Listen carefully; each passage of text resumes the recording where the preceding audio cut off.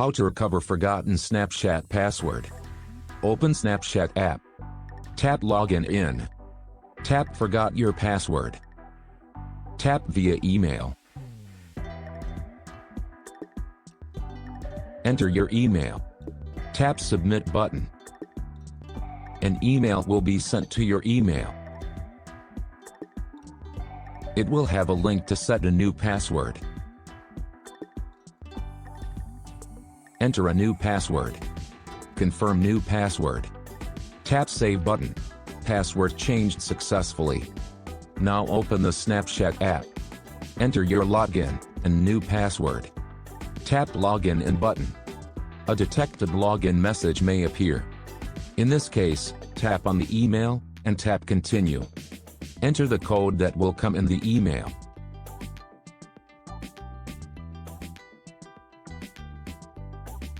Congratulations, you have successfully changed your Snapchat password.